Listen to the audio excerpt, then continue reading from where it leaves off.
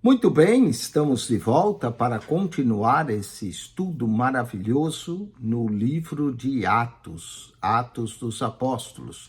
Lição de número 1, curso da ETAD, Escola de Educação Teológica das Assembleias de Deus, e na lição 1 nós estamos no texto 3. Essa é a parte B da lição 1. O aluno tem que assistir primeiro a parte A, onde nós abordamos a introdução, o texto 1 e o texto 2.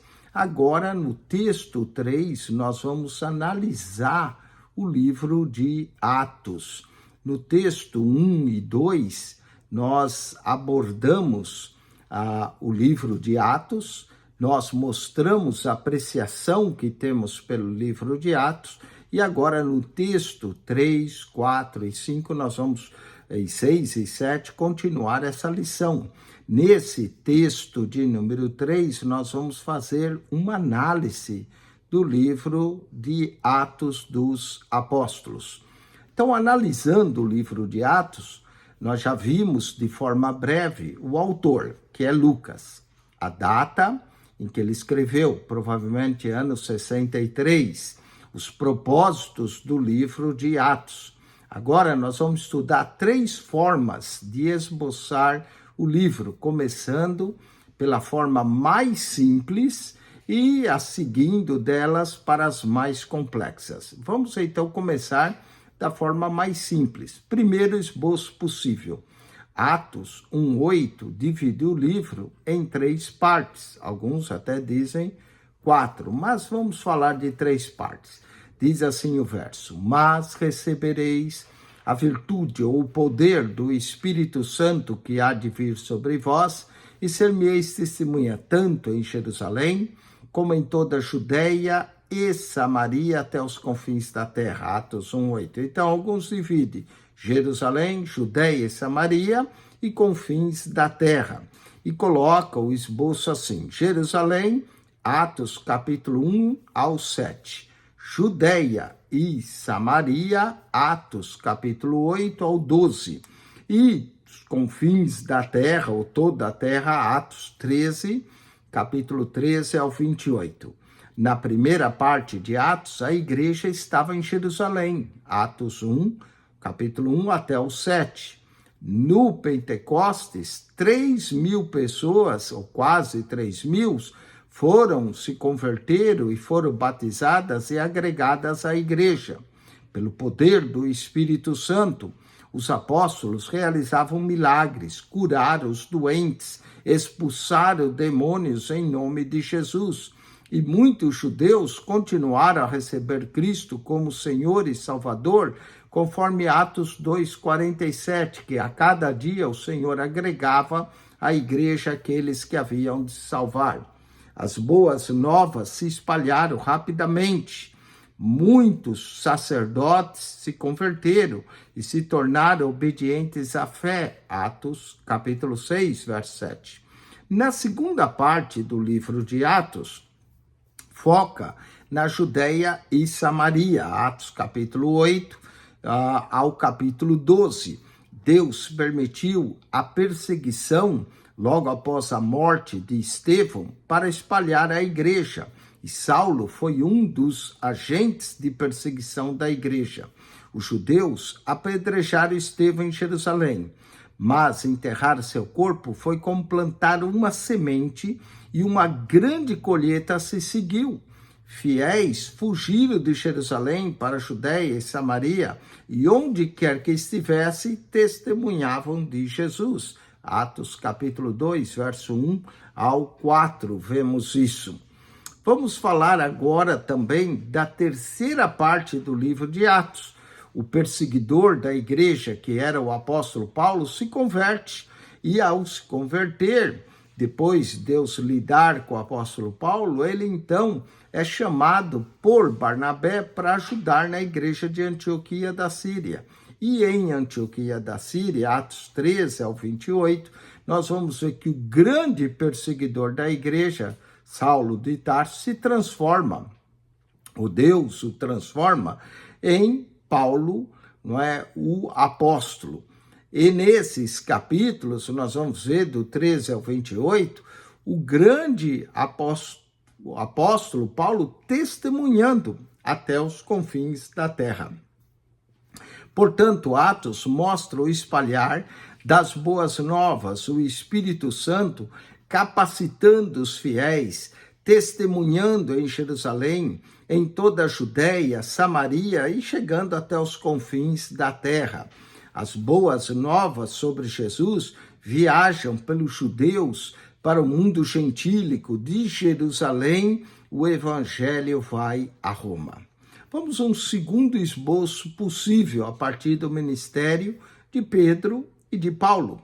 A tabela abaixo aqui no vosso livro mostra que nós podemos também dividir o livro de Atos em duas partes. A primeira parte, Atos capítulo 1 até o 12, focando principalmente no ministério do apóstolo Pedro. A segunda parte, Atos capítulo 13 ao 28, cobre o ministério do apóstolo Paulo. E essa tabela nos mostra tudo o que Paulo e Pedro fizeram, mas enfatiza alguns pontos similares em que o Espírito Santo trabalhou nesses apóstolos. Capítulo 1 ao 12, ministério de Pedro, pregou Jesus aos judeus, e as passagens, capítulo 2 ao 5.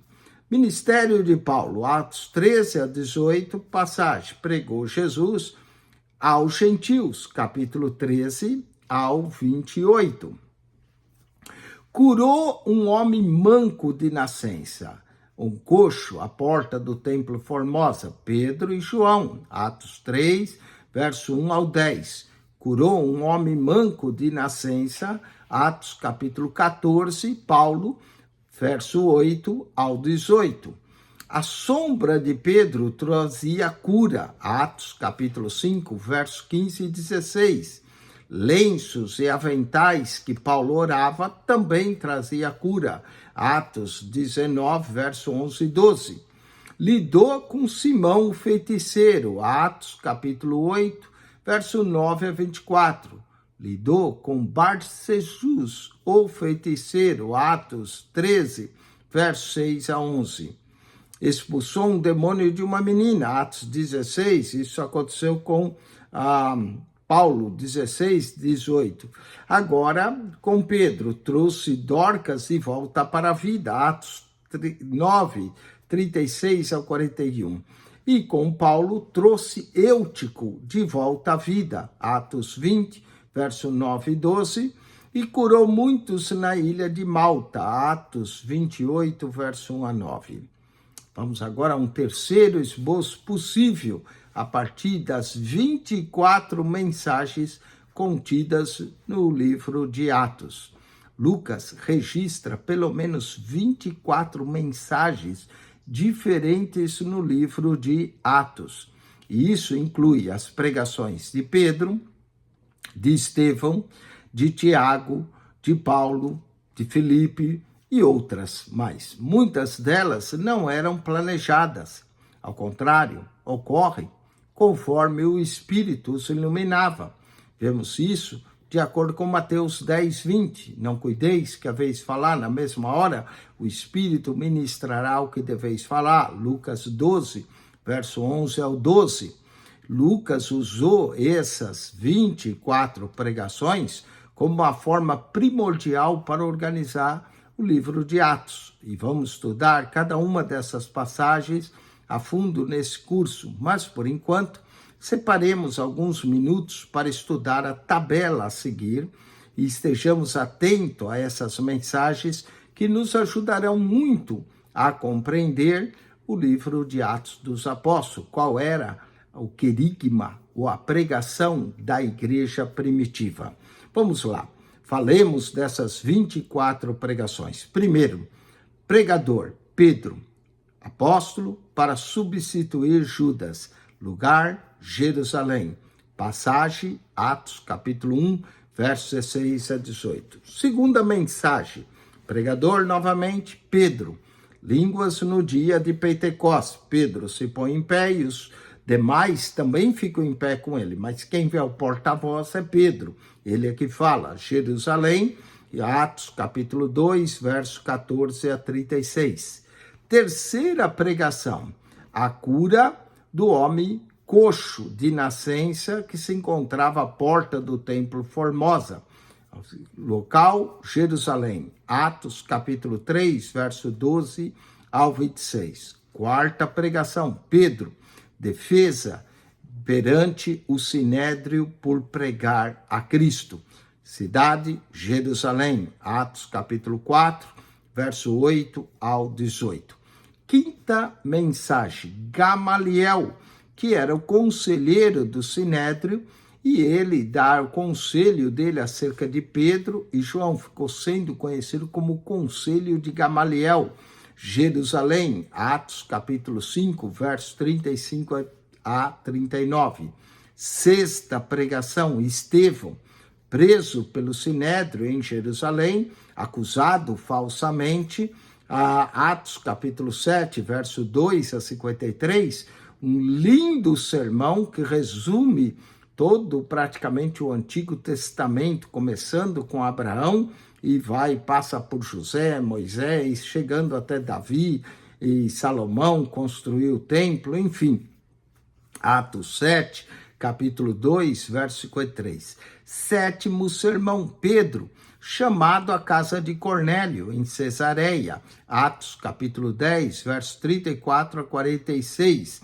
E aqui nós pulamos, claro, o autor do livro, acho que esqueceu, de Felipe, Atos capítulo 8, então não seria só 24, mas 25, né? Porque ele esquece o sermão de Felipe para o eunuco e também em Samaria. Felipe, Atos capítulo 8. Mas vamos ficar com Pedro aqui, né? Chamar a casa de Cornélio. Atos capítulo 11, Pedro defende os crentes circuncisos em Jerusalém e o porquê ele entrou na casa dos judeus.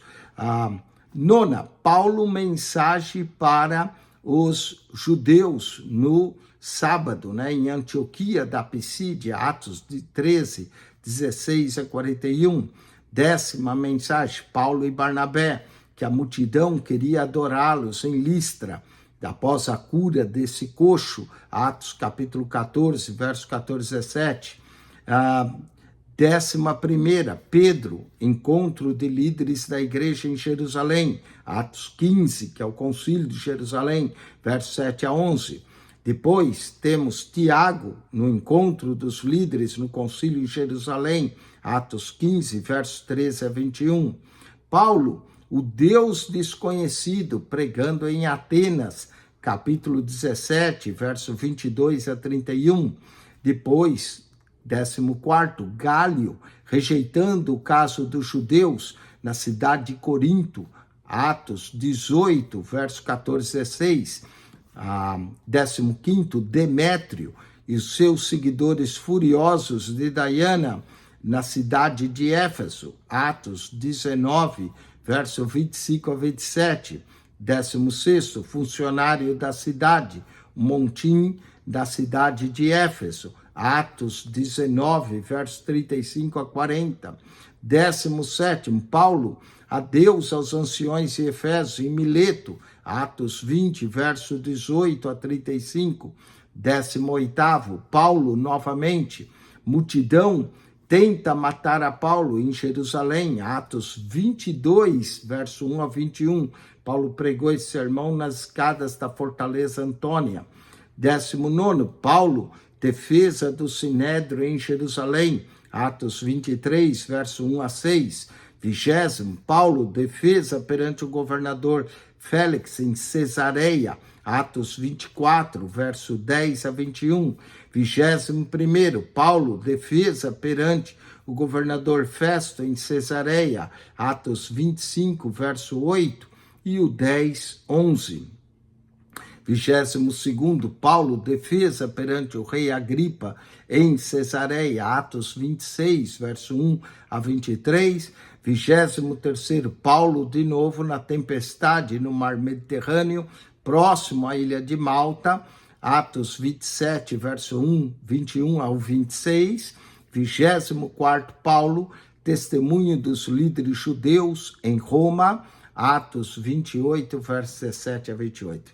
Está aí 24, de acordo, e eu já mencionei a 25ª, que parece que o autor do livro esqueceu, a Filipe, Atos capítulo 8, pregando para o eunuco. Vamos aos exercícios desse texto de número 3. 1,17. Marque certo para certo e para errado. 1,17. Em seu estado inicial, o Novo Testamento tinha apenas 2 partes, os 4 evangelhos e as cartas de Paulo. Certo, o livro de Atos ainda não tinha sido escrito. Ele serve como uma ponte entre os evangelhos e as epístolas paulinas. 1,18. O livro de Atos é o único livro histórico do Novo Testamento. Novamente, certo. 1,19. Atos é como uma ponte entre os evangelhos e as cartas de Paulo. Acabamos de falar isso, certo. 1,20. Havia lacunas na história escrita. Certo, novamente. 1,21. Alguns argumentos que não deveríamos usar o livro de Atos como guia porque está no passado. Está certo, alguns argumentam isso, mas está errado, porque o livro de Atos, na verdade, só escolhe algumas histórias. Então, 1,21 está certo, alguns argumentam isso. 1,22, Atos nos guia naquilo que a igreja deve acreditar e fazer. Novamente certo. 1,23, Lucas escreve uma história seletiva, correto novamente. Lucas seleciona o que ele quer escrever. 1,23, o Espírito Santo dirigiu. 1,24, é útil saber as crenças da igreja apostólica, porque os primeiros crentes e nós não estamos sob o mesmo pacto. Errado. 1,24 está incorreta, porque nós estamos debaixo do mesmo pacto. 1,25, Lucas usou a história daquilo em que os primeiros salvos não creram. A doutrina dos apóstolos. Errado novamente, porque creram na doutrina dos apóstolos. 1,26, em Atos, Lucas se refere ao Espírito Santo mais 50 vezes. Certo. 1,27, Atos explica a igreja e não faz apologia a ela. Errado. Atos explica sim a igreja, mas faz apologia a ela. 1,27 errado. 1,28, Atos serve como guia para a fé e prática, certo. 1,29, Atos enfatiza que o Espírito Santo é a chave para a testemunha de Jesus, certo. 1,29, certo. Vamos ao texto 4. Lucas introduz seu segundo tratado. As últimas palavras de uma pessoa sempre chamam a atenção. Normalmente, elas revelam o que é mais importante no coração de quem está partindo. Isso na Bíblia, não é? Você pode se lembrar das últimas palavras de Jacó em Gênesis 49, como Jacó chama seus 12 filhos e os abençoa, e naquela bênção existe a bênção profética. Ele juntou todos os filhos ao redor de sua cama, cada um deles se aproximou o quanto pôde para não perder nenhuma palavra, e o que Jacó lhes disse viveu em seus corações por resto de suas vidas e se aplicou profeticamente. Também podemos mencionar as últimas palavras de José, também foram muito importantes. E disse José aos seus irmãos: eu morro, mas Deus certamente vos visitará e vos fará subir dessa terra, a terra que jurou a Abraão, a Isaque e a Jacó. E José fez jurar os filhos de Israel, dizendo: certamente vos visitará Deus e farei transportar os meus ossos daqui. Gênesis capítulo 50, 24 a 25. As últimas palavras de José, como as de seu pai Jacó, no livro de Gênesis, tinham um grande peso. Mas, e as últimas palavras de Jesus? E poderíamos ainda falar das últimas de Moisés também, Deuteronômio. Mas vamos às últimas de Jesus. Será que os cristãos sabem que estava em seu coração quando ele partiu? Jesus, de acordo com o livro de Atos, Atos 1:3, apareceu por um espaço de 40 dias depois da sua ressurreição, com muitas e infalíveis provas durante esse tempo. E aqui em Atos 1, nós encontramos as últimas palavras de Jesus. Aquelas sentenças revelam o que havia de mais importante no coração de nosso Senhor e Salvador Jesus. Ele ordenou que seus discípulos continuassem em Jerusalém até que do alto fosse revestido de poder, ou até que viesse o Espírito Santo, então eles poderiam falar a outros sobre Cristo. Em suas últimas palavras é Atos 1:8. Mas recebereis a virtude que há de vir sobre vós do Espírito Santo e ser-me-eis testemunha tanto em Jerusalém como em toda a Judéia e Samaria até os confins da terra. Assim, e tendo dito isso, foi elevado aos seus olhos aos céus. Aqui em Atos, nós temos as últimas palavras de Jesus. Em sua segunda apresentação, o segundo tratado a Teófilo, Lucas destaca essa promessa do revestimento de poder para sermos testemunhas e instruções finais de Jesus aos seus discípulos. Vamos aos exercícios. 1:30, no segundo tratado de Lucas a Teófilo, Lucas destaca, letra C, a promessa de revestimento de poder e as instruções finais de Jesus. Vamos para a próxima, um texto de número 5, o dom que o Pai nos prometeu. Atos, capítulo 1, do verso 1 ao 5. Lucas e Atos foram escritos para Teófilo, um amigo de Lucas, um nobre, pelo chamá-lo de excelentíssimo. O nome Teófilo, já mencionamos, é uma combinação de duas palavras gregas. Theos, que significa Deus, e Philo, que significa amor. Assim, Teófilo significa aquele que ama a Deus, ou amado de Deus, ou ainda amante de Deus. E esse era um nome comum também no tempo do Novo Testamento, uma vez que Atos foi escrito para aquele que ama a Deus. Cada crente deve ser incluído como um destinatário desta obra.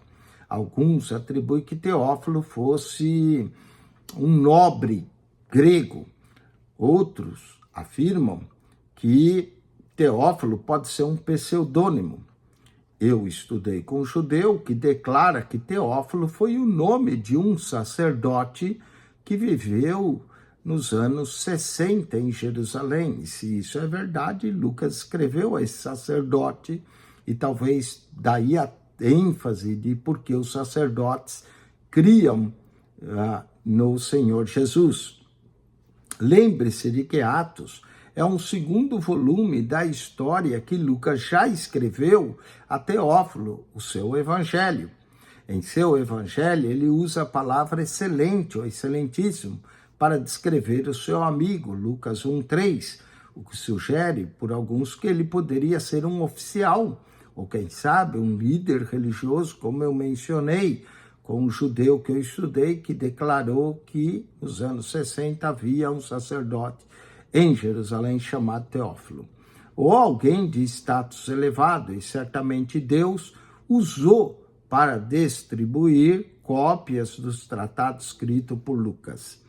O ministério do Espírito Santo. Esse é o tema principal de Lucas. Em seu evangelho, o Espírito Santo é mencionado muitas vezes, mais até do que Mateus e Marcos. Mas é em Atos que o médico se destaca e destaca o Espírito. São mais de 50 referências, conforme vimos no texto 2. Como crentes, temos de entender a importância do ministério do Espírito Santo em nós e por nós. Se não notarmos isso em Atos, não notamos o tema principal de Lucas. Se perdermos o preencher diário do Espírito, perdemos o melhor plano de Deus para nós. na abertura do livro de Atos, Lucas nos leva de volta a algumas das últimas palavras de Jesus. Comecemos por estudar a ordem, o dom e o batismo do Espírito Santo. Falemos a ordem. Leiamos novamente a ordem de Jesus. Lucas a escreveu 2 vezes. Uma no seu evangelho, Lucas 24, 49. E eis que sobre vós envio a promessa de meu Pai. Ficai, porém, na cidade de Jerusalém, até que do alto sejais revestidos de poder. Lucas 24, 49. E, estando com eles, determinou que não se ausentasse de Jerusalém, mas que esperasse a promessa do Pai, que disse ele, que de mim ouvisse. Porque, na verdade, João batizou com água, mas vós sereis batizados com o Espírito Santo, não muito depois desses dias. Atos, capítulo 1, versos 4 e 5. Qual foi a ordem? Que os discípulos ficassem em Jerusalém até que recebessem um presente que o Pai prometeu, promessa do Pai. Ele ordenou que não saísse de Jerusalém sem esse dom, que era o batismo no Espírito Santo, o revestimento de poder, a virtude do alto. As pessoas gostam de presentes. Você normalmente não precisa ordenar que eles o recebam. Você não precisa ordenar que uma pessoa aceite comida de graça. Basta oferecer e ela comerá. Então, por que Jesus ordenou que seus discípulos esperassem por presente do Senhor essa promessa? Vamos considerar 3 motivos que fizeram da espera uma ordem de Jesus ao invés de uma solicitação. Primeira razão, para aguardar em Jerusalém. Os discípulos não tinham noção da tarefa a fazer. Eles imaginavam que Jesus morreu pelos judeus apenas. No início, os discípulos eram cheios de resguardos e levaram anos para partilhar as boas novas com os gentios. Eles não perceberiam que era o plano de Deus que eles contassem a estranhos e estrangeiros acerca da obra da salvação. Jesus já havia dito que eles deveriam falar a todos, em Mateus 28, 19 a 20. Ide, portanto, ensinai todas as nações. Também Marcos, né? Ide por todo mundo e pregai o evangelho a toda criatura. Mas a verdade ainda não tinha dominado seus julgamentos. Talvez eles tivessem força suficiente para contar aos seus amigos, parentes, mas contar a estranhos, a pecadores, isso era mais difícil. Assim, os discípulos precisavam de mais do Espírito Santo. De forma semelhante, todos nós precisamos ser preenchidos ou cheios do Espírito. Que o seu amor pelos perdidos seja nos derramado no coração e que nos dá o poder para amar aqueles que não são como nós. O Espírito Santo nos capacita a testemunhar para aqueles que são de origens diferentes da nossa, que falam uma língua diferente, que comem comidas diferentes e que se vestem e pensam diferente de nós. Se a tarefa não fosse grande, poderíamos executá-la com menor esforço, mas Deus ama o mundo inteiro. Assim, devemos ser cheios do Espírito Santo para testemunharmos o desejo de Deus. Vamos à segunda razão. Para guardar em Jerusalém. Os discípulos não conseguiram perceber a extensão de sua missão. Os discípulos estavam cheios de alegria, pois Jesus havia ressuscitado dos mortos. Eles o viram ascender aos céus e seus corações estavam emocionados. Mas a emoção não pode nos tornar cegos para a realidade. Como um casal apaixonado que não vê os problemas que enfrentará mais tarde. Como crianças, eles ainda não sabiam que tinham inimigos quando começasse a testemunhar.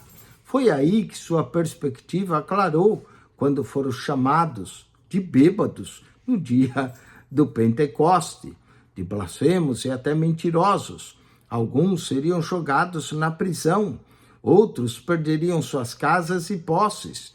Entes queridos e outros judeus o iriam rejeitar. Muitos seriam comidos por feras, queimados vivos, martirizados e de tantas outras formas. A tarefa era muito mais difícil do que poderiam supor. Na verdade, uma guerra espiritual os esperava. Eles precisavam do poder do Espírito Santo para ter sucesso na seu empreendimento de pregar o Senhor. Quando os tempos são fáceis, tendemos a sentir menor necessidade de Deus, mas as perseguições causam-nos uma busca mais intensa pelo poder do Espírito. Na Etiópia, alguns acreditam que havia menos de 1.000 crentes no ano de 74, quando os comunistas tomaram o controle da nação e a maioria das igrejas perderam seus prédios e propriedades. A perseguição era implacável, mas em 1992, o número de crentes havia aumentado para quase 6 milhões.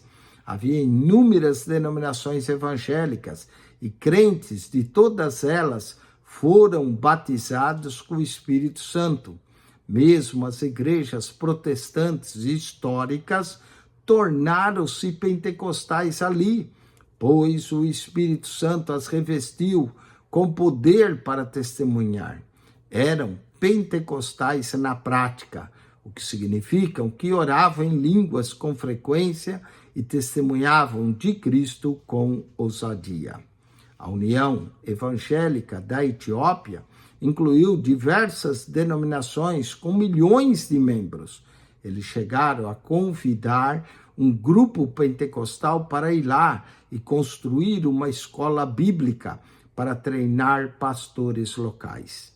Perseguição e os tempos difíceis fazem os crentes serem tão pentecostais quanto a Igreja Apostólica foi. Quanto mais difícil a tarefa, mais os salvos precisam do poder do Espírito. Quanto mais íngreme a montanha, mais esforço para escalá-la. Vamos à terceira razão para aguardar em Jerusalém. Os discípulos não sabiam quanto tempo tudo demoraria para acontecer. Eles tinham conhecimento e poder suficientes para começar a tarefa. Eles sabiam com certeza que Jesus vencera a morte. Eles andaram e falaram com ele depois da ressurreição, mas eles precisavam de mais do poder do Espírito para finalizar a missão.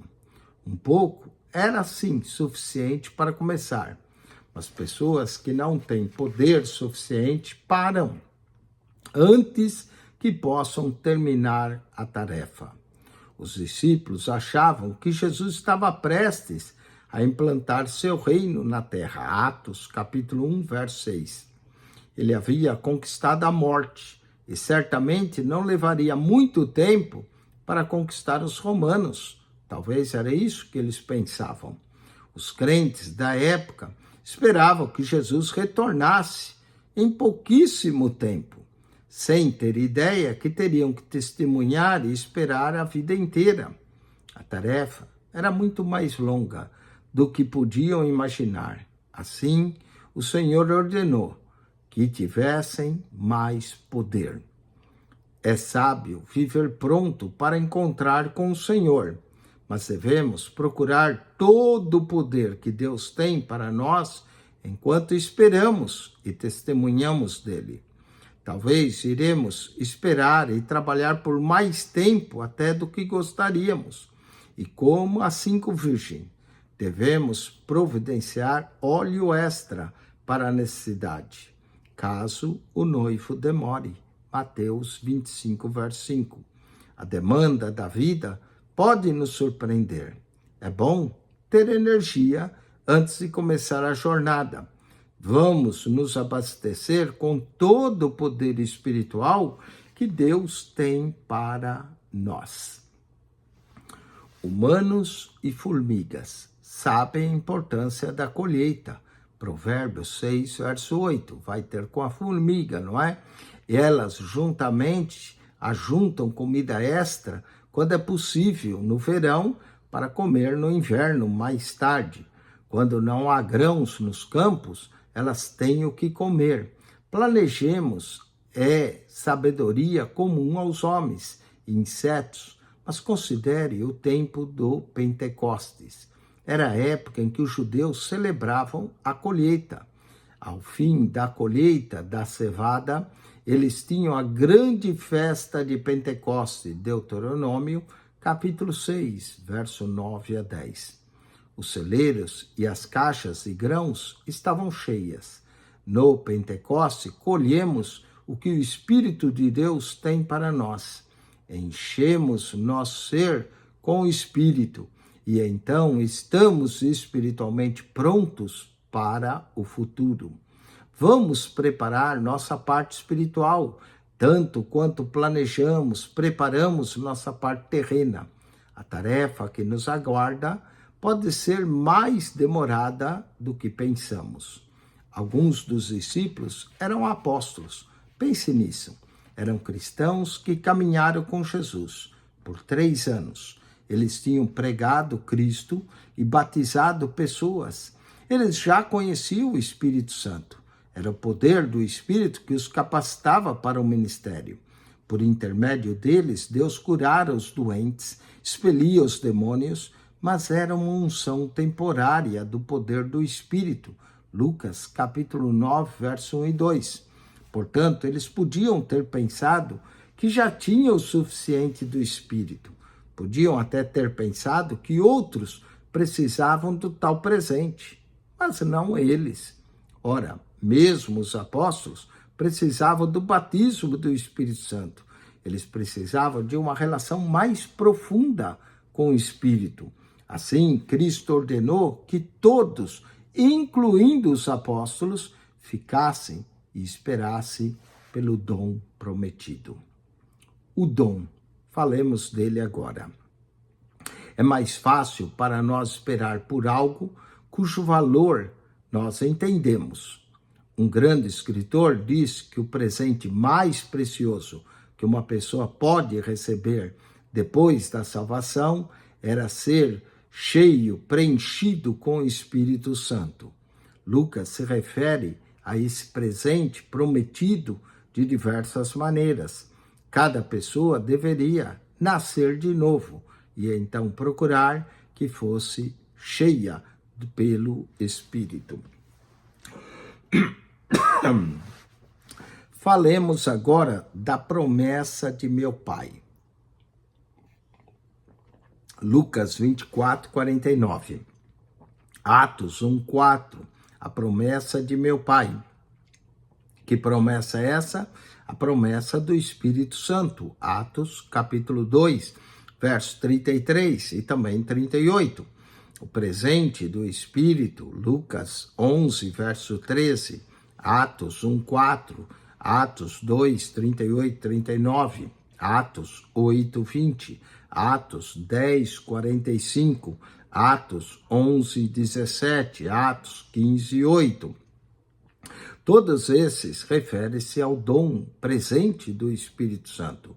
O batismo do Espírito Santo, Atos 1, verso 5, Atos 11, 16, menciona batismo no Espírito Santo. Cheio do Espírito Santo, Atos 2, verso 4, Atos 19, verso 6. Note que Lucas quase sempre se refere ao batismo no Espírito Santo como um dom de nosso Pai. Existem pelo menos 7 referências em Lucas e Atos que se refere ao batismo do Espírito como algo que o Pai nos dá. Enquanto um crente busca ser preenchido com o Espírito Santo, ele ou ela deve lembrar que isso é um presente. Um cristão queria ser preenchido, cheio, mas ele se esqueceu que de fato isso era um presente. Ele se ajoelhou, implorou, com gemidos profundos ele pediu a Deus. O homem suava, triste. Um visitante poderia pensar até que ele estava ferido ou doente. Isso confundiu o que pensava, que precisava convencer Deus a dar seu presente. Então, um amigo o ajudou. Ele gentilmente parou o irmão que estava implorando e ele o lembrou que não precisamos implorar por um presente que alguém nos oferece. Só precisamos recebê-lo com gratidão. O cristão que antes estava implorando começou a sorrir. Dentro de alguns minutos, ele foi cheio com o Espírito Santo. Glorifique a Deus pelo presente precioso que é ser cheio do Espírito Santo. Não somos dignos, mas somos gratos e recebemos. Vamos ao batismo. Lembre-se que Lucas, algumas vezes, se referia a esse enchimento interior como batismo do Espírito, Atos 1, verso 5. Uma pessoa que é batizada em água com o seu corpo, mas o batismo no Espírito acontece dentro do crente. Um pastor pode batizar nas águas. A pessoa batizada deve entender o que está fazendo. Para ser batizado, deve se submeter ao pastor, conforme a pessoa submete, o pastor o afunda nas águas. Então, o pastor ajudará a pessoa a se levantar. No entanto, o pastor não pode batizar alguém que não se submete. Em outras palavras, existem duas partes em um batismo: a parte do pastor e a parte do crente. O batismo nas águas é possível quando duas pessoas trabalham juntas. De forma semelhante, existem também duas partes no batismo pelo Espírito Santo: a quem o salvo se submete, quem o batiza no Espírito. João Batista nos dá a resposta para essas perguntas. Eu, em verdade, vos batizo com água para o arrependimento, mas aquele que vem após mim é mais poderoso do que eu, cujas sandálias não sou digno de levar. Ele vos batizará com Espírito Santo e com fogo. Mateus, capítulo 3, verso 11. Esse verso nos conta que é Jesus quem batiza um crente no Espírito Santo. Vamos a ele para sermos preenchidos com o Espírito. Mas como uma pessoa se submete a Jesus para ser batizada no Espírito? Como um crente coopera com o Senhor? A parte que compete ao crente é ir até Jesus, receber o Espírito, falar na nova língua que o Espírito dá. Vamos estudar isso mais a fundo na lição 3. Mas primeiro aprendemos mais sobre a razão de Jesus querer nos encher com o Espírito. Vamos aos exercícios desse texto. Assinale com X a alternativa correta. 1:31. Por que ordenou aos discípulos que ficassem em Jerusalém até que recebesse o batismo com o Espírito Santo? Aqui todas estão corretas. Não tinham noção a tarefa, porque os discípulos não conseguiram perceber a extensão, os discípulos não sabiam quanto tempo demoraria para acontecer. Todas acima estão corretas. 1:32. Por que precisamos ser cheios do Espírito Santo? Aqui nós vamos por a D, para amar e testemunhar para aqueles que são de origem diferente da nossa. 1:32. D, 1:33. O batismo no Espírito Santo é, letra B, um presente de Deus. Um presente de Deus. 1:34. Quem batiza o crente no Espírito Santo? Letra D, Jesus. Letra D, Jesus. Vamos ao texto 6, o trabalho da igreja. Atos, capítulo 1, versos 6 a 11. Nessa sessão é sobre o trabalho da igreja.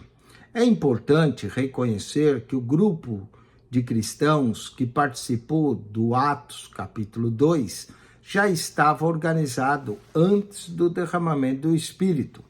O Evangelho de Lucas termina com um grupo de convertidos orientados por Jesus em Lucas 24, verso 45. Aqueles irmãos não eram discípulos dispersos, ao contrário, eram um grupo de comissionados. Antes do Pentecoste, os fiéis estavam unidos, adorando e esperando serem revestidos com o poder de Deus. Lucas 24, verso 49. Em outras palavras, os crentes já eram cristãos, aqueles salvos já eram igreja. O propósito do Pentecoste não era criar a igreja, mas sim dar à igreja o poder necessário para realizar a obra do Senhor. No Evangelho e em Atos, Lucas enfatiza apenas um objetivo do Espírito Santo. Ele evidencia que o Espírito dá poder aos crentes para o serviço, para testemunhar. Especialmente, Lucas realça que o Espírito nos dá poder para testemunhar de Jesus. Aliás, Lucas, João e Paulo salientam ministérios diferentes do Espírito Santo. Esses três escritores enfatizam que o Espírito nos capacita para servir. O Evangelho de Lucas mostra que o Espírito estava sobre Cristo em seu ministério terreno. Lucas, capítulo 4, verso 18 a 19. João acrescenta que o Espírito atua na salvação. É ele que faz nos nascer de novo. Paulo corrobora o que Lucas e João disseram e ainda garante que o Espírito nos ajuda a viver uma vida santa e digna do serviço. A inspirada palavra de Deus é perfeita e é em tudo e não tem contradição, de modo que não existe uma teologia lucana sobre o Espírito, outra paulina sobre o mesmo Espírito, outra joanina sobre o mesmo Espírito. Ou existiriam Bíblias dentro da Bíblia, cânones dentro do cânon.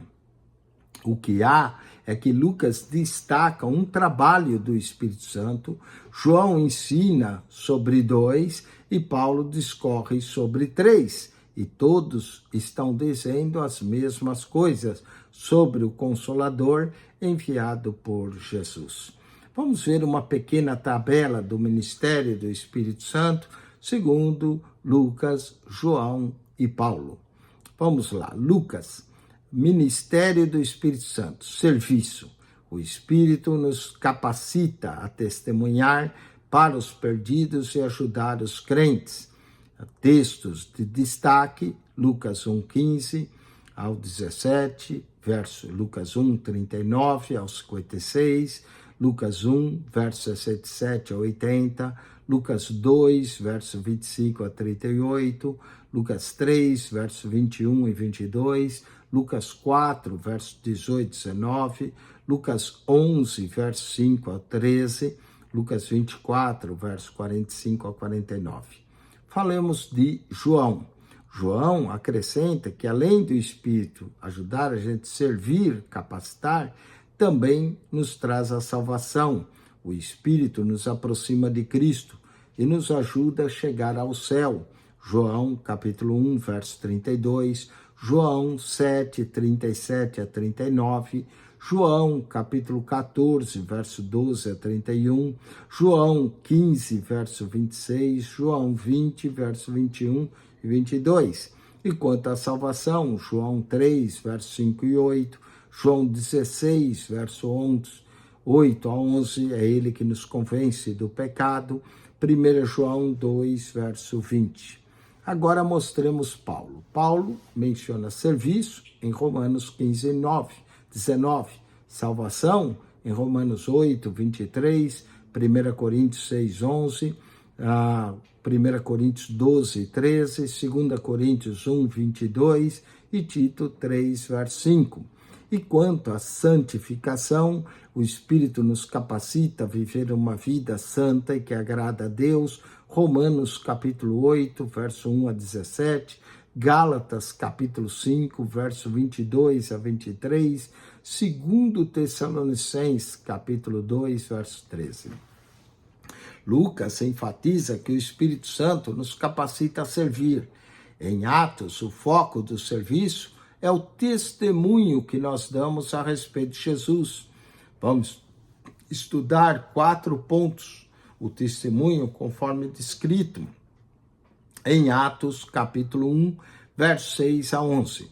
Primeiro ponto, o plano de testemunhar. Atos 1, versos 6 e 7. Note que os discípulos perguntaram a Jesus, em Atos 1, verso 6, Senhor, restaurarás tu nesse tempo o reino a Israel? Os profetas do Antigo Testamento prometeram um reino a Israel. Esse reino incluía terras. Ezequiel 36, verso 24 a 27. Os evangelhos registram que Jesus falou muito acerca do reino de Deus. O Senhor prometeu aos discípulos um reino. Lucas 12, verso 32. Tiago e João até tentaram angariar posições no novo reino, em Mateus 20, verso 20 a 28. Um queria sentar à direita, o outro à esquerda. É fácil entender porque os discípulos perguntaram se era tempo de restaurar o reino a Israel. Os romanos estavam governando sobre os judeus. Por isso, os judeus ansiavam por liberdade. Os discípulos queriam saber se já era hora de Israel tornar-se cabeça ao invés de cauda. Observemos a resposta de Jesus. O Senhor lhes disse que não era assunto deles o tempo específico de Deus ou os planos para o reino terreno. Atos 1, verso 7. Não vos compete saber os tempos e estações que o Pai estabeleceu pelo próprio poder. Os tempos, as datas do reino compete somente a Deus e ninguém mais.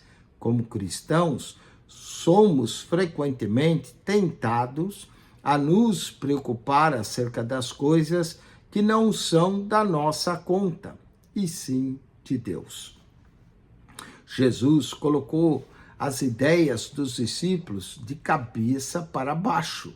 O que competia a eles e compete a nós não é saber o futuro, e sim receber e exercer o poder para testemunhar de Cristo. Mas recebereis o poder do Espírito Santo, que há de vir sobre vós e ser-me-eis testemunhas, tanto em Jerusalém como em toda a Judeia e Samaria e até os confins da terra. Atos 1, verso 8, texto-chave do livro de Atos. A palavra mas, em Atos 1, 8, é como uma dobradiça. Com ela, Cristo eleva nossos pensamentos para os planos de Deus, pois os nossos próprios não são prioridade. O que fazem as testemunhas? Testemunhas verdadeiras falam daquilo que sabem. Elas descrevem o que viram, o que ouviram e o que sentiram. Como cristãos, somos testemunhas de que Jesus ascendeu aos céus, vencendo a morte. Somos testemunha de que ele nos salvou de nosso pecado. Nosso objetivo principal é falar de Jesus a outros. Deus quer que testifiquemos de Jesus, que nos salvou e nos deu a vida eterna.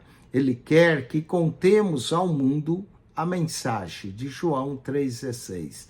Porque Deus amou o mundo de tal maneira que deu o seu Filho unigênito para que todo aquele que nele crê não pereça, mas tenha a vida eterna. Também testemunhamos por meio de nossas vidas santificadas e pelas obras.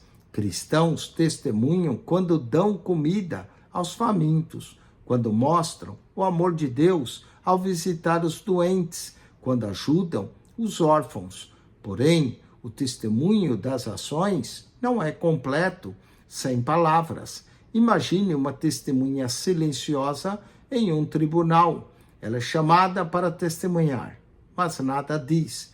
A testemunha acena com a cabeça e sorri. O advogado pede que ela conte o que sabe e ela apenas sorri e continua em silêncio. Todas as vezes que o advogado ou o juiz faz uma pergunta, a testemunha apenas sorri. Isso seria loucura. Como podemos saber o que uma testemunha faz se ela simplesmente não diz? Para testemunhar de Jesus, devemos falar, e falar as palavras certas para ele e nos momentos certos. Crentes não devem nunca ter medo de testemunhar de Cristo. O trabalho mais importante da igreja é o testemunho que nós damos de Jesus, que é o Salvador, o juiz de cada pessoa. E por que também não dizer Senhor? Segundo ponto, falemos agora o lugar para testemunhar. Atos, capítulo 1, verso 8. Joga uma pedra em uma poça d'água. A pedra vai causar um círculo de ondas que irão em todas as direções. Essas ondas continuarão a se movendo para mais e mais longe de onde começaram.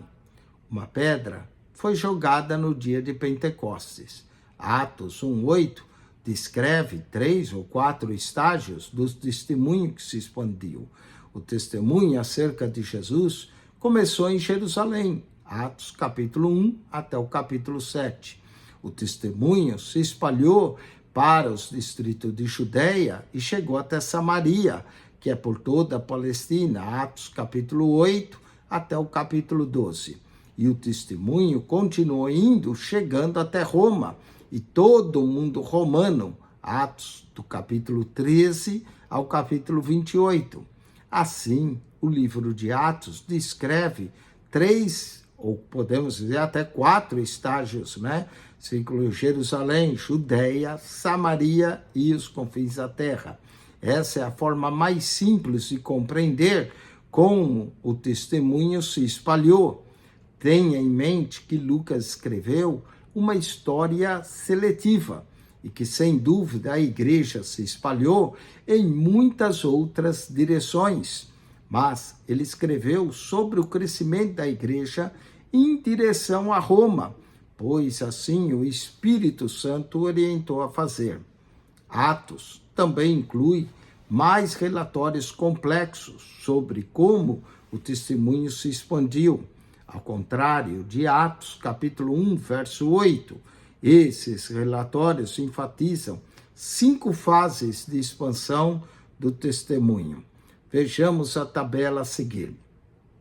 E apresentemos outra possibilidade de entendimento do espalhamento do testemunho. O esquema que você terá trata o testemunho que não eram em 3, mas sim 5 estágios. Primeiro, verso 1 ao 9:31. O destaque é o 9:31. Por toda a Judeia, Galileia e Samaria. Testemunhas, os 120, Pedro, Estevão e Felipe, a data em torno do ano 35.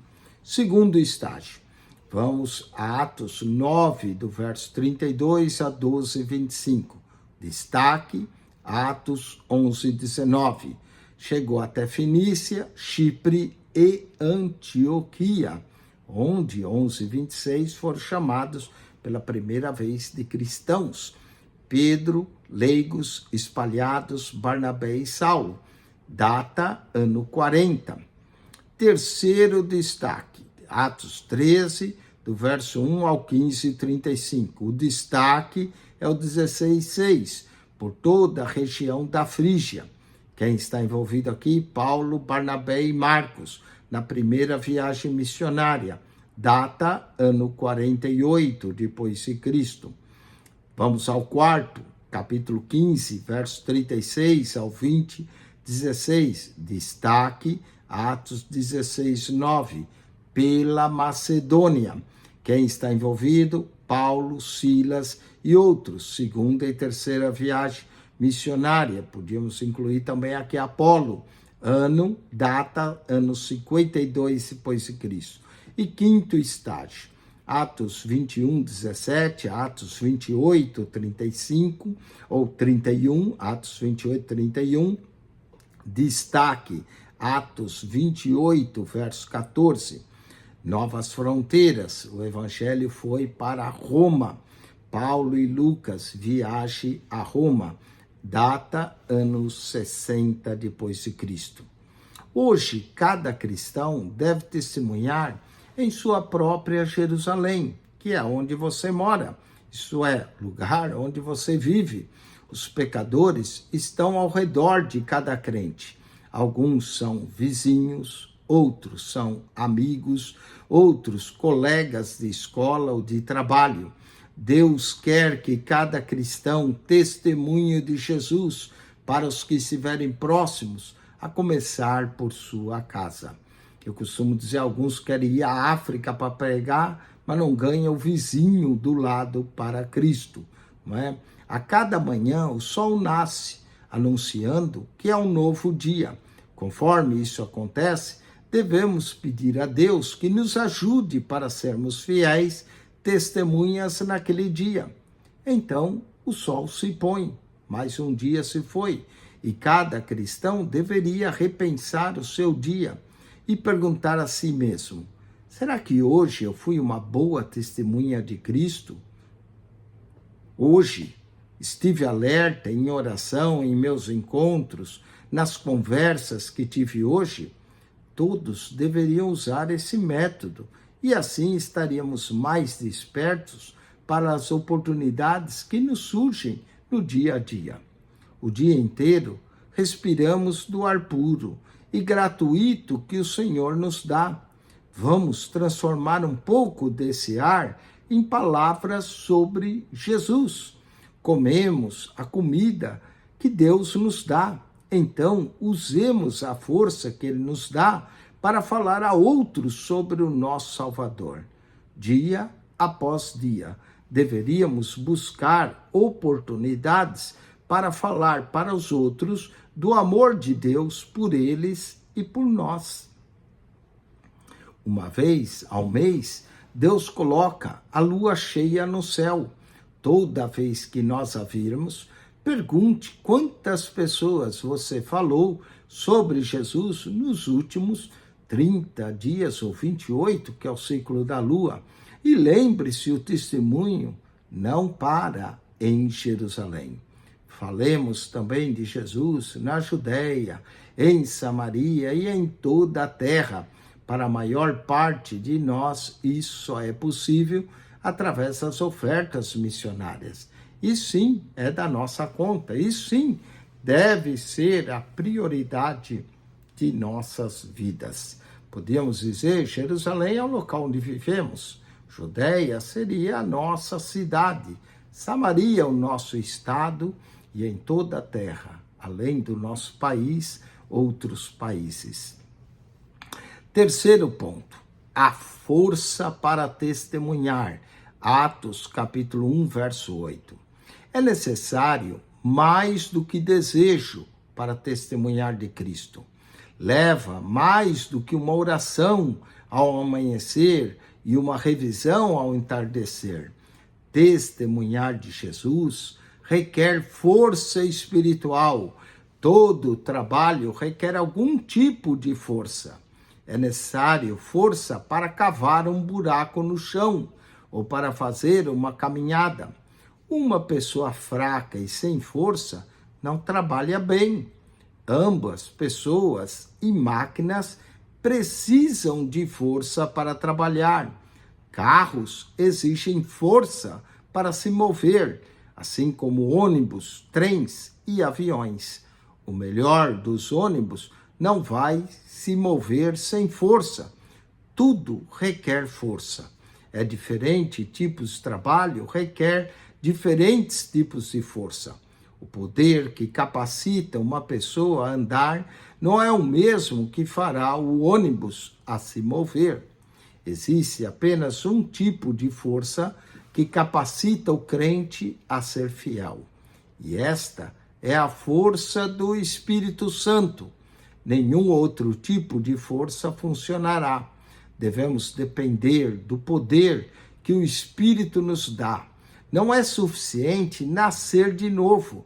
Não é suficiente apenas reconhecer Cristo como Salvador e ser batizado nas águas. Alcançamos nossa capacidade total em testemunhar de Jesus ao sermos cheios do Espírito, como foi no dia de Pentecostes. Ao redor do mundo, aqueles batizados no Espírito testemunharam com zelo e força. O Espírito faz sinais e maravilhas por meio de crentes comuns. Ele levanta um exército de testemunhas. Muitas vezes, esses podem não ter uma educação formal. São como os pecadores que primeiro seguiram a Jesus. E eles encontram o mesmo poder espiritual que aqueles discípulos encontraram. Vamos ao quarto e último ponto, propósito para testemunhar. Atos 1, verso 9 a 11, encontramos um dos maiores propósitos de Deus para nós, que é o de sermos testemunhas de Cristo. Os discípulos estavam maravilhados, conforme Jesus subia aos céus. De repente, 2 mensageiros apareceram e perguntaram: varões galileus, ou homens galileus, por que estáis olhando para o céu? Atos 1:11. Podemos compreender por que olhavam para o céu. Jesus esteve com eles por 3 anos e agora partira. Além do desamparo, não nos esquecemos que ver alguém flutuar é algo totalmente anormal. Aquele momento foi estranhamente emotivo, mas era hora de seguir em frente. Não era certo que os discípulos ficassem lá parados, admirando o firmamento. Por quê? Jesus os havia enviado por toda a terra. Ele os chamou para testemunhar, não ficar olhando as nuvens. Ele não ordenou que eles focassem no paraíso, e sim que compartilhasse a mensagem de esperança para um mundo perdido. Seu foco deveria ser para fora e não para cima. Por isso os anjos perguntaram: por que estáis olhando para o céu? Cristão, esteja atento. Não gaste muito tempo pensando no que está acima de você. Ao invés disso, invista seu tempo ajudando aqueles que estão ao seu redor. Seu trabalho é testemunhar para outros sobre Jesus. Não desperdice tempo especulando sobre o céu, sobre profecias, ou sobre tempos ou estações. Atos 1:7, não vos compete saber os tempos e estações que o Pai estabeleceu pelo seu próprio poder. Não deixe que os questionamentos sobre o que está acima ou à frente afaste você de suas obrigações imediatas. Há trabalho a ser feito pelo poder do Espírito. O propósito de Deus é que você testemunhe. Memorize a ordem desses 4 eventos. Primeiro, Jesus voltou aos céus. Esse evento é chamado de Ascensão. Atos, capítulo 1, verso 9. Segundo, Jesus enviou o Espírito Santo para dar aos crentes o poder para testemunhar. Esse evento é chamado de Pentecostes, Atos 1:8 e Atos 2:4. Terceiro, Jesus enviou os crentes para testemunhar. Essa é a missão da igreja, Atos 1:8. Quarto, Jesus voltará novamente. Esta é a segunda vinda, ou parouxia, em grego, que é o retorno de Cristo, Atos 1:11. Os anjos disseram aos discípulos uma mensagem importante. Vocês viram Jesus subir, parafraseando, e vocês o verão descer. Mas entre os 2 eventos, o Espírito descerá, e vocês sairão para testemunhar ao mundo. conta-se a história de um homem que sonhou que morria e ia para o céu. Lá, um anjo o levou para um lindo templo, mas o homem notou que uma pequena pedra estava faltando na parede do templo. Por que falta uma pedra na parede? Ele perguntou. O anjo respondeu: aquilo era o que Deus queria que você tivesse realizado na terra, mas você queria fazer outras coisas maiores ao invés disso. Então, o homem acordou do sonho e decidiu fazer o trabalho que Deus lhe ordenou. Todos os dias, cristão, parte do trabalho que Deus tem para você é o de ser testemunha. Seja verdadeiro ao falar o que sabe sobre Jesus para outros, mesmo que só tenha uma pessoa com quem falar. Um membro de uma igreja estava profundamente perturbado e foi até o pastor. Disse: não consigo entender o que o terceiro dedo do pé da besta representa em Daniel 2, verso 42. Despreocupado. O pastor sorriu, então fez duas perguntas. Você entende que Jesus está voltando para a terra um dia? O homem respondeu que sim. Você entende que apenas aqueles que recebem o Salvador irão para o céu? Outra vez, a resposta foi positiva. Então disse o pastor: vamos investir nosso tempo para testemunhar aos perdidos, ao invés de nos preocuparmos com os dedos da besta. O propósito de testemunhar é fazer com que as pessoas conheçam Jesus. Em breve, ele retornará, assim como foi embora. Abençoados os servos que estão ocupados com a obra do Mestre quando ele voltar. Mateus 24, verso 46. Vamos aos exercícios desse texto, 1:35. Qual o propósito do Pentecoste? Aqui nós temos dar poder à igreja, sim, nos capacitar para servir, sim, nos capacitar para testemunhar os perdidos e ajudar os crentes, está correto. E a letra D, todas estão corretas, corresponde ao propósito do Pentecostes. Todas. Letra D.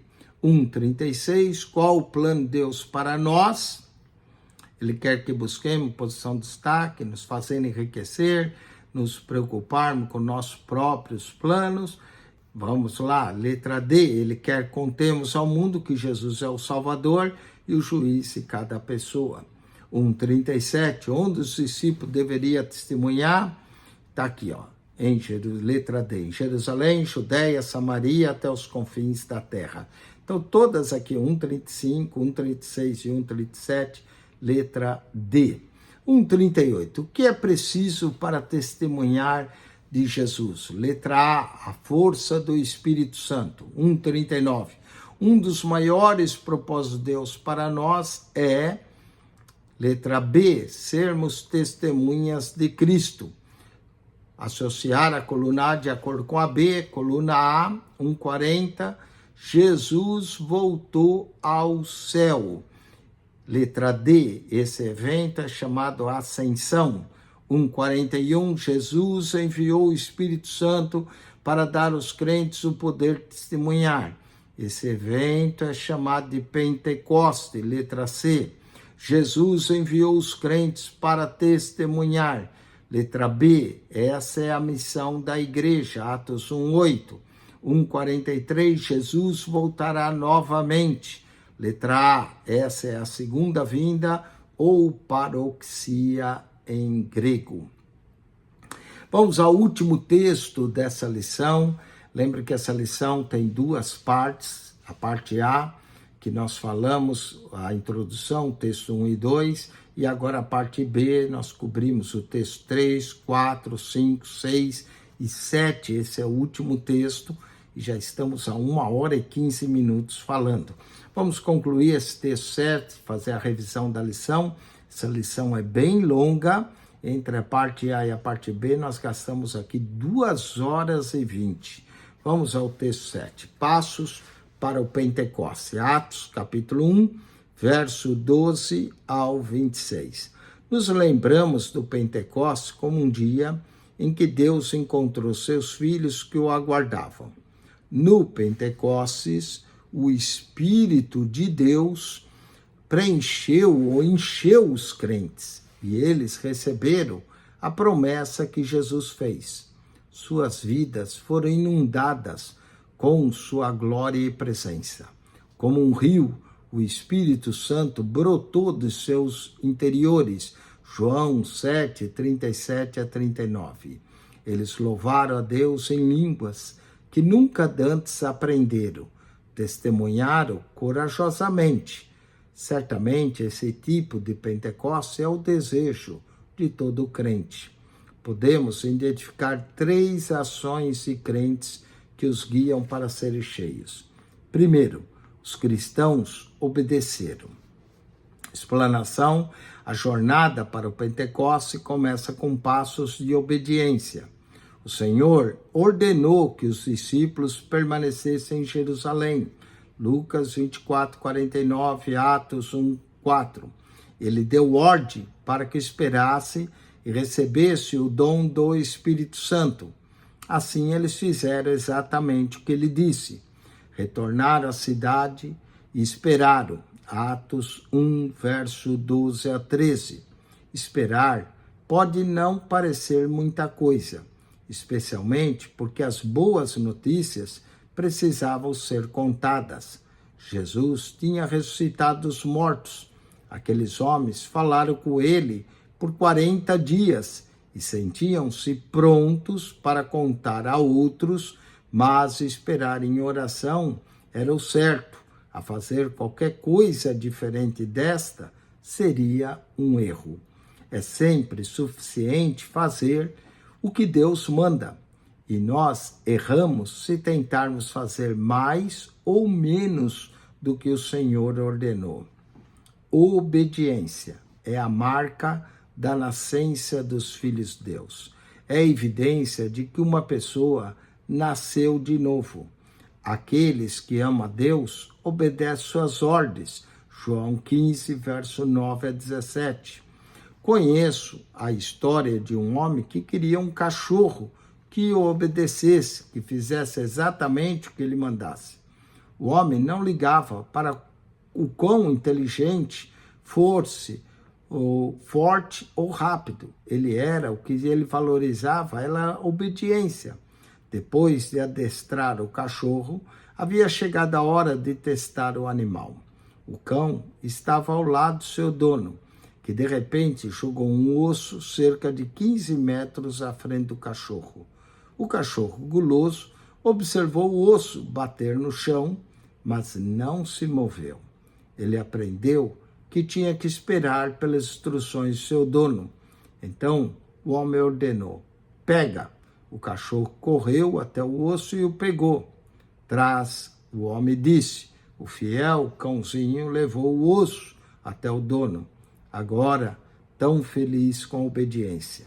Obediência é o oposto de desobediência. A obediência diz sim às ordens, é humilde e se curva a Deus. Mas a desobediência é arredia. Ela é teimosa e se ergue de braços cruzados. A Bíblia diz que fomos desobedientes perante Cristo no tempo em que éramos filhos de Satanás. Efésios, capítulo 2, verso 1 e 2. Procure a palavra desobediência em um dicionário. É uma palavra ligada ao pecado, vergonha e julgamento. Por meio da desobediência, Adão trouxe o pecado ao mundo. Romanos 5, verso 19. A desobediência causou a perda do reino a Saul. 1 Samuel 13, verso 11 a 14. Por causa da desobediência, Moisés não pôde entrar na terra prometida. Números, capítulo 20, verso 12. A desobediência manchou o nome de Davi com um pecado que todas as gerações viram. Não sejamos enganados. A ira de Deus vem sobre aqueles que o desobedecem. Efésios capítulo 5, verso 6. Ilustração. A obediência precede a bênção. Abraão foi abençoado depois de obedecer. Ele deixou Ur e foi para uma nova terra. Então ele se tornou pai de muitas nações. Assim, a obediência vem antes da bênção. Moisés foi abençoado depois de obedecer. Deus lhe disse para retornar ao Egito. Primeiro, Moisés obedeceu. Depois, as bênçãos chegaram. A relação entre obediência e bênção é um grande tema das Escrituras. Podemos ilustrá-la centenas de vezes na Bíblia. As viúvas foram abençoadas por Elias, porque obedeceram. 1 Reis 17, 2 Reis, capítulo 4. Os leprosos foram limpos porque obedeceram a Jesus. Lucas 17, verso 11 a 14. Saulo recebeu sua visão porque obedeceu. Atos 9, verso 1 a 19. Os desobedientes perdem as coisas boas que Deus planejou para eles. Mateus 22, verso 1 a 14. Mateus 23, 37 a 39. Atos 13, verso 46. O sábio obedece a Deus e recebe a sua bondade. A aplicação. Você deseja ser cheio do Espírito Santo? Atos 5, verso 32, diz que Deus dá o Espírito àqueles que o obedecem. Nunca seremos capazes de receber as bênçãos de Deus, no entanto, obediência é a chave para recebê-las. Existe alguma bênção que você deseja? Procure em seu coração. O Espírito falou com você sobre algo? O conselho de Maria para os servos pode nos ajudar. Fazei tudo quanto ele vos disser. João, capítulo 2, verso 5. O caminho da obediência sempre leva para as bênçãos de Deus.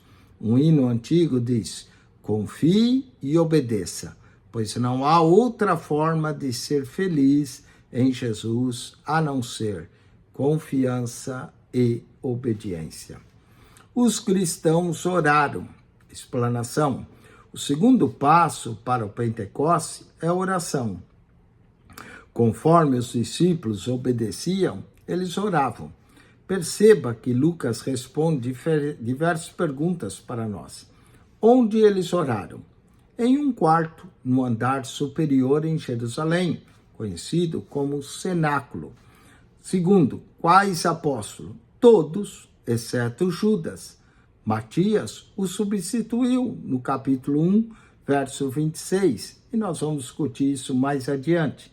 Mas note que Pedro é o primeiro na lista, seguido por João e Tiago, os apóstolos que eram mais próximos de Jesus. Terceiro, quem estava orando com os apóstolos? Jesus apareceu a um grupo de mais de 500 pessoas depois da sua ressurreição, de uma só vez, de acordo com 1 Coríntios 15, verso 6. Mas nós lemos em Atos 1,15 que eram 120 irmãos, ou quase 120, no quarto superior. Parece que alguns já haviam parado e não obedeceram. Lucas dá também a Maria, mãe de Jesus, e seus irmãos uma atenção especial em Atos 1,14. Alguns ensinam falsamente que Maria foi para sempre uma virgem e que não teve nenhum outro filho além de Jesus. Esses falsos ensinamentos contradizem as Escrituras. Mateus não diz nada sobre José nunca ter mantido relações sexuais com Maria. Pelo contrário, ele diz que José não a conheceu até que ela deu à luz a Jesus. Mateus 1, verso 25. Isso indica que após Jesus ter nascido, o casal viveu como um casal normal, como marido e mulher. mulher e depois que Jesus nasceu. Maria era uma mulher melhor do que os falsos mestres dizem que ela é. Ela era uma boa esposa para José. Nenhuma mulher que se recusa continuamente a ter intimidade com seu marido é uma boa esposa. Aqueles que dizem que Maria nunca teve relação com José acabam por desonrá-la. A Bíblia dá o nome de muitos de seus filhos. Esses eram irmãos de Jesus, Marcos 6, verso 3. Eles não creram nele antes da sua morte na cruz, João capítulo 7, verso 5. Mas depois passaram a crer. Jesus apareceu para seu irmão Tiago depois da ressurreição, mencionado por Paulo em 1 Coríntios 15, verso 7. Tiago e Judas, irmãos do Senhor, se tornaram líderes da igreja, Atos capítulo 12, verso 17, Atos 15, verso 13, Atos 21, verso 18, Gálatas 2, 9, Tiago capítulo 1, verso 1, e Judas, a epístola de Judas que temos no Novo Testamento, tanto de Tiago quanto a de Judas, são dos irmãos de Jesus. Cada um desses eram tão irmão de Jesus quanto também Maria era sua mãe. Que felicidade saber que eles creram em Cristo após a ressurreição e que eles estavam lá no dia de Pentecoste. Eles estavam na reunião de oração que levou-os ao Pentecoste, Atos 1,14. Como os cristãos oraram? Lucas diz que eles oraram constantemente, isso é, estavam em atitude de oração. Paulo se refere a isso em sua carta, em 1 Tessalonicenses 5,17, orai sem cessar. Suas constantes orações incluíram orar no quarto do andar superior e também no templo, Lucas 24, verso 53. Orar constantemente devia ser um estilo de vida dos crentes. Esse tipo de oração inclui falar e ouvir a Deus. Inclui petições com gemidos, Tiago 5,16, Romanos 8, 26. Mas também envolve louvor com alegria. Orar pode ser tão intenso quanto o suor do Senhor se tornou em sangue no jardim do Getsemane, em Lucas 22, verso 44. Mas pode ser também quieto, calmo e relaxante. Orar significa estar em contato com Deus, é estar ciente dele e sensível à sua presença durante todo o dia. Algumas vezes, como Adão ou Enoque, oramos enquanto andamos com ele. Um pregador gostava de perguntar às pessoas com quem ia conversar. Você está orando agora? Deus não quer que fiquemos o dia todo gemendo em oração, mas orações constantes são possíveis para aqueles que aprendem que isso inclui paixão e paz. As orações dos discípulos fizeram com que Deus enviasse o Espírito mais depressa. O Pai já tinha escolhido o dia de Pentecostes para derramar o Espírito, mas a oração fez com que os discípulos estivessem atentos e prontos para o que Deus queria fazer. Orar nos mantém em sintonia com Deus e também em sincronia, nos permite ser parte daquilo que o Pai está fazendo. João, capítulo 5, verso 19. Ilustração. Um profeta contou uma história de um servo que recebeu a ordem de guardar um prisioneiro. Mas enquanto o servo estava ocupado aqui e ali, o prisioneiro escapou. 1 Reis 20, versos 39 e 40. De forma semelhante, você e eu podemos estar ocupados demais e nós não devemos estar tão ocupados com algo ao ponto de que isso nos impeça de falar com Deus, pois a parte mais importante da ação é a oração. Aplicação. Se dependermos da educação, conseguiremos o que os professores fazem. Se dependermos das finanças, conseguiremos o que o dinheiro faz. Se dependermos de habilidade, consideremos o que o talento pode fazer. Se dependermos dos homens, consideremos o que a humanidade é capaz. Mas, se dependermos de Deus, conseguiremos o que Ele pode fazer. Dessa forma, usemos coisas como educação, dinheiro e talento, e vamos honrar e apreciar pessoas, mas dependemos somente da oração.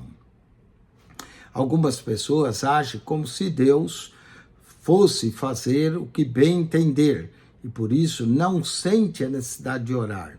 Mas a Bíblia diz, para orarmos constantemente, precisamos pedir, procurar, bater na porta e ouvir. Então, Deus irá fazer o que bem entender quando Ele quiser.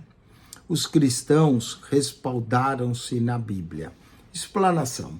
Os primeiros discípulos acreditavam que as Escrituras eram a palavra de Deus.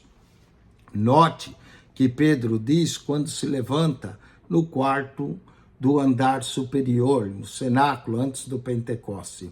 Homens, irmãos, convinha que se cumprisse que a Escritura e que o Espírito Santo predisse pela boca de Davi acerca de Judas, que foi o guia daqueles que prenderam Jesus. Atos 1:16. Pedro diz que o Espírito Santo falou pela boca de Davi. Como crentes, baseamos nossa fé na Bíblia. Colocamos a Bíblia em um nível acima dos homens. Ela é o nosso guia para Deus e para o paraíso. Observe que os apóstolos diziam sobre a autoridade das Escrituras. Toda a Escritura é divinamente inspirada e proveitosa para ensinar, para repreender, para corrigir, para instruir em justiça. 2 Timóteo 3,16.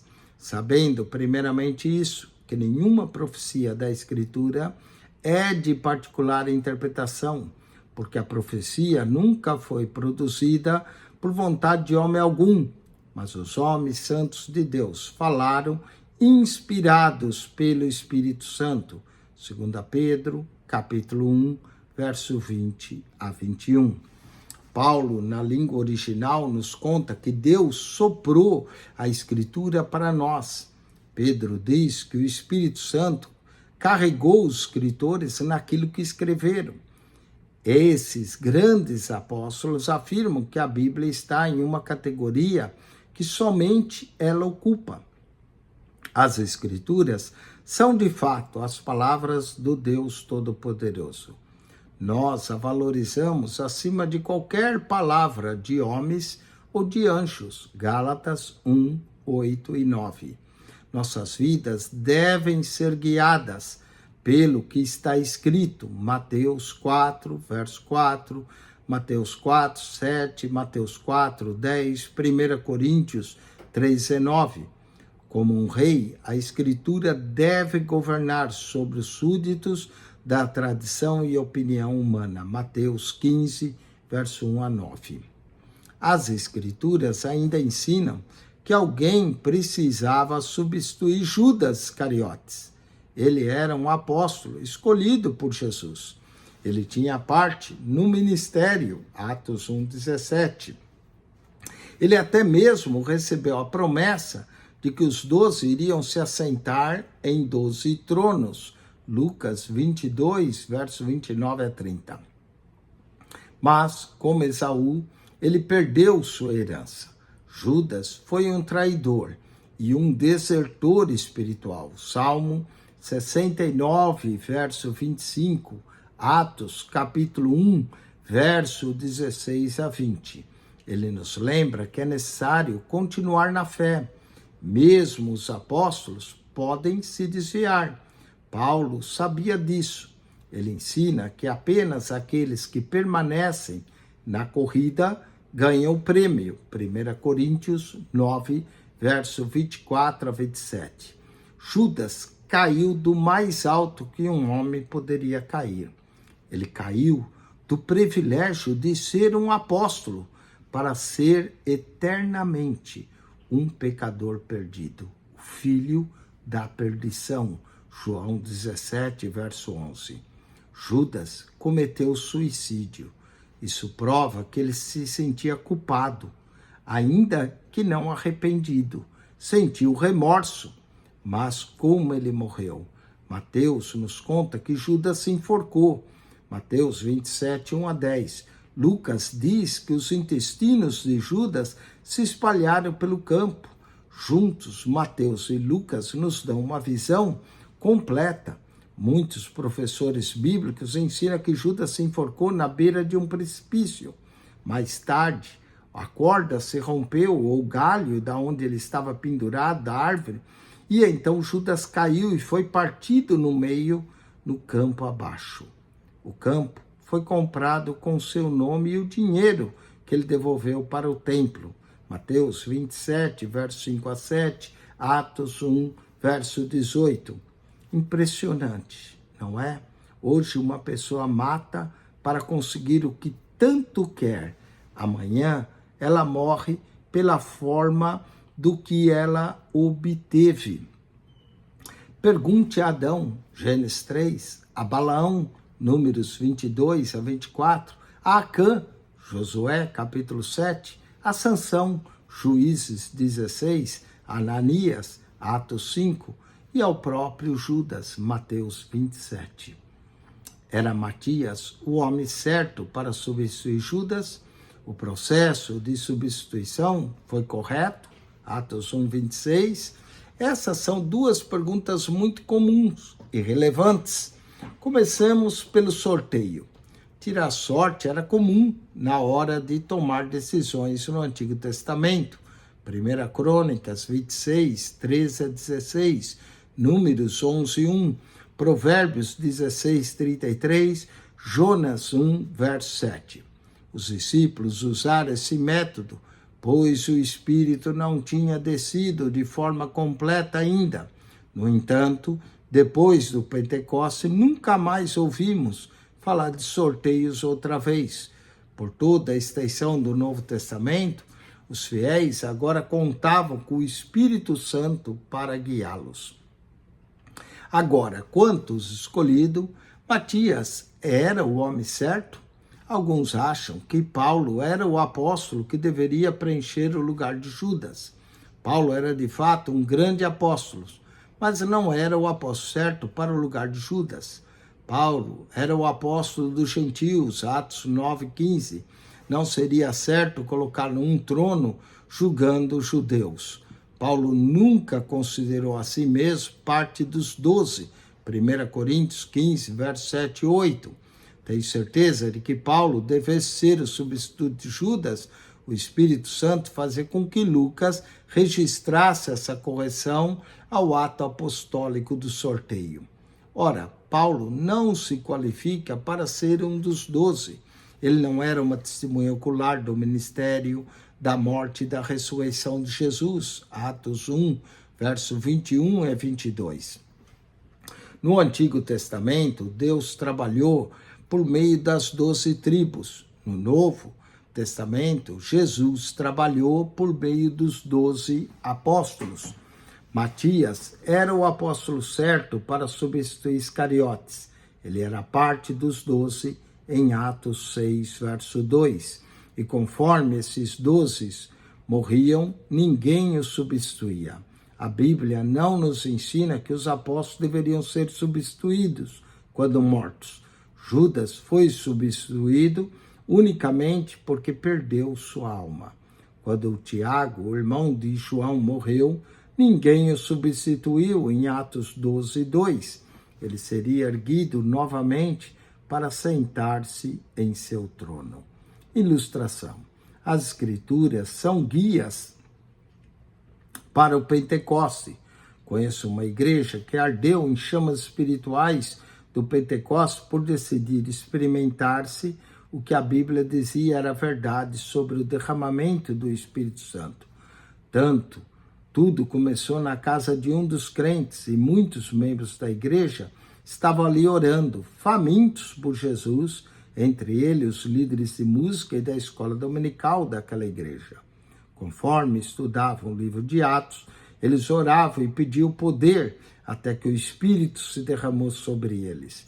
E foram escutadas línguas diferentes entre eles, exatamente como você e eu sabemos como é. As Escrituras tinham guiado para um novo relacionamento com Deus. A parte triste dessa história é que o pastor daquele rebanho não cria no batismo. Estava incomodado com tudo aquilo e decidiu extinguir o Espírito do meio de sua igreja. Num culto, diante de todos, o homem repreendeu os crentes avivados, dizendo: vocês não mais falarão em outras línguas, porque eu não falo em outras línguas e assim vai ser. Aplicação. Qual será o nosso padrão para o Pentecoste? Usaremos as Escrituras ou algum líder humano? Atos 2 diz que todos os quase 120 que foram cheios do Espírito Santo começaram a falar em línguas. Atos 2, verso 4. É importante permitir que a Escritura nos guie, pois os líderes têm limites. Eles só podem nos levar aos lugares que conhecem, mas as Escrituras são a palavra de Deus. Quando seguimos a Bíblia, estamos sendo guiados por Cristo. Nossa oração é para todos os líderes sigam as Escrituras. Concordamos em dar honra a quem merece honra. Romanos 13, verso 7. Mas é nosso dever obedecer a Deus mais do que os homens. Atos 4, 19, Atos 5, 29. Em Apocalipse, lemos que essas palavras são as palavras do Deus Todo-Poderoso. Apocalipse 2, 1. E quem tem ouvidos, ouça o que o Espírito diz às igrejas. Vamos aos exercícios desse texto de número 7. Qual é o primeiro passo para o Pentecoste? Primeiro passo para o Pentecoste é letra C, obediência a Deus. O segundo passo para o Pentecoste é orar sem cessar, letra C novamente.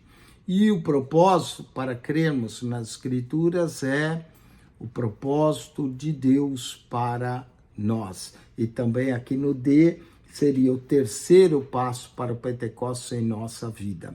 Então, letra D, na 1:46.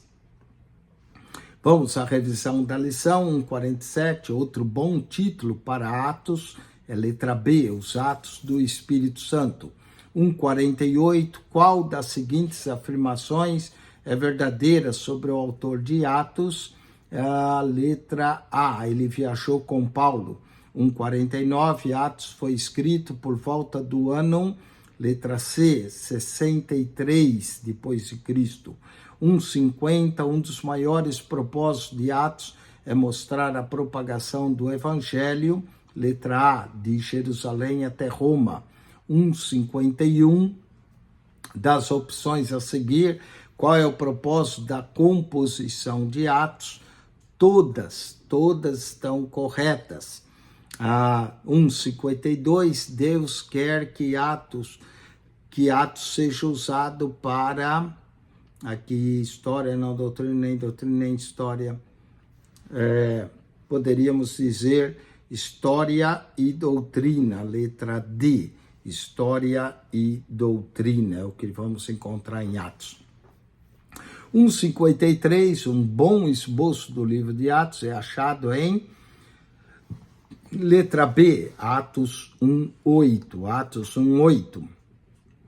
1:54, podemos esboçar Atos e compará-lo aos ministérios de letra B, Pedro e Paulo, letra B. 1:55, aqueles que fizeram discursos em Atos inclui, aqui nós temos Pedro, Paulo, Ananias, não é? Estevão, Demétrio, Gamaliel, todos aqui, né? Na verdade, Paulo, Áquila e Priscila, mas vamos ficar com a letra D, vai, Pedro, Paulo e Ananias. A letra A não é, a letra ficamos com a letra D, então. 1,56. De acordo com Lucas, a última ordem do Senhor para os seus discípulos foi esperar o dom prometido. Esperar o dom prometido. Letra C. 1,57, na maior parte do tempo, Lucas se refere ao batismo com o Espírito Santo como letra A, uma promessa, promessa do Pai. 1,58, aquele que batiza os crentes no Espírito Santo é aqui a letra B, o Filho, né? Ele vos batizará com o Espírito Santo. E 1,59, Lucas ensina que o trabalho principal da igreja é mostrar amor, bondade, pregar contra o pecado, para tudo isso, tá? Letra C.